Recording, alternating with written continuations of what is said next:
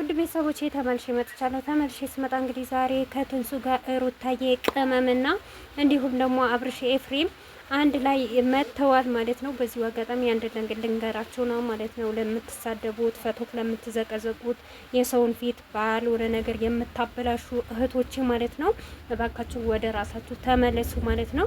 እንግዲህ ዛሬ የትንሱ ቤት ቪዲዮ በደንብ አድርጋችሁ ካያችሁት ሁላቸውም አንድ እንደሆኑ ነው የሚያሳየው ማለት ነው።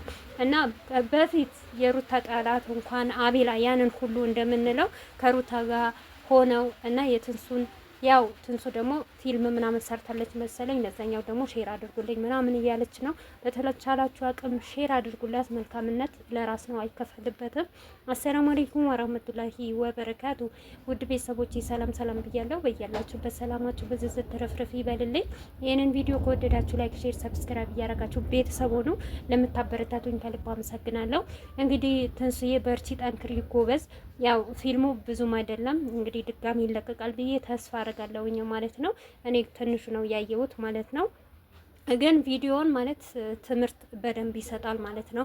በተለይ እርስ በርሳችን የምንሳደብ ሰዎች ማለት ነው በዚህ ትምህርት ይሆነናል ብዬ ተስፋ አረጋለሁ ማለት ነው። እንግዲህ ሩታዬም ደግሞ ስትመሰክር ነበረ። የካሜራው አቀማመጥ ቀረጻው ምናምን በጣም ዋው ነው፣ ደስ ይል ነበር ብላለች። እንግዲህ ቪዲዮውን የቆየ ቆየት ያለ ቪዲዮ ነው። እንግዲህ ያው ትንሱዬ የሆነ ፕሮግራም ነበራት በሰዓቱ። እኔ ቪዲዮውን በደንብ አላየሁትም። የዛን ያሳለፉት ፕሮግራም ነው፣ በዛን ሳይት የተቀረጸ ቪዲዮ ነው።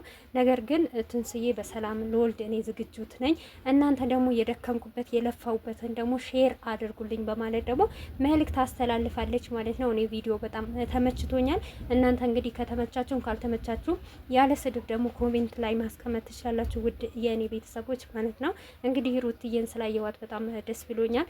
ሩታ ያለችበት ቦታ ሁሌም ይደምቃል፣ ሁሌም ያብባል እና ሁሌም ደግሞ እንቁ ድንቅ የሆነች የሰው መልካም ያላት የሰው ፍቅር ያላት የምንወዳት የምናከብራት ሩታ ያለችበት ሁላችንም እንሮጣለን።